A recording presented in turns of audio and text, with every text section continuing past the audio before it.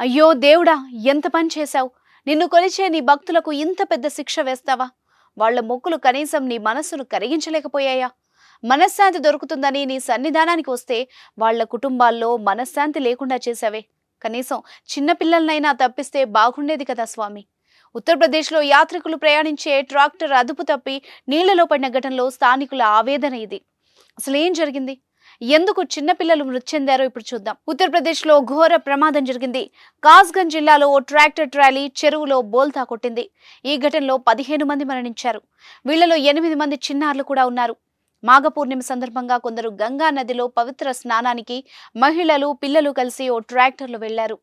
రోడ్డుపై వెళ్తున్న క్రమంలో కారును ఢీకొనకుండా తప్పించే క్రమంలో ట్రాక్టర్ డ్రైవర్ కంట్రోల్ కోల్పోయాడు. దీంతో బురద నీటితో నిండిన చెరువులో ట్రాక్టర్ ట్రాలీ బోల్తా పడింది. ట్రాక్టర్ ట్రాలీలో ఉన్న 8 మంది పిల్లలతో సహా మరో 7 ప్రాణాలు కోల్పోయారని అలీగఢ్ రేంజ్ ఐజీ సెలబ్ మాధుర్ తెలిపారు. అయితే ట్రాక్టర్ చెరువులో పడ్డాన్ని గమనించిన స్థానికులు వెంటనే సహాయక చర్యలు చేపట్టారు. అదే సమయంలో పోలీసులు కూడా అక్కడికి వెళ్లి పరిస్థితి సమీక్షించారని ఐజీ తెలిపారు. చెరువులోకి స్థానికులు దిగి గాయపడ్డ వాళ్లని, మృతదేహాలను బయటకు తీశారు. ఈ ప్రమాదంలో చనిపోయిన వారి వివరాలు తెలియాల్సి ఉంది. ఈ ఘటనపై యూపీ సీఎం యోగి ఆదిత్యనాథ్ స్పందించారు. ఘటనపై తీవ్ర దిగ్భ్రాంతి వ్యక్తం చేశారు.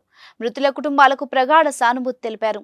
చనిపోయిన కుటుంబాలకు 2 లక్షల ఎక్స్గ్రేషియా, ప్రమాదంలో గాయపడిన వాళ్లకి తక్షణ చికిత్స అందేలా చూడాలని కాస్గంజ్ జిల్లా అధికారులను సీఎం ఆదేశించారు. ఘటనా స్థలంలో అరుపులు, కేకలతో ఆ ప్రాంతమంతా గందరగోళంగా మారింది.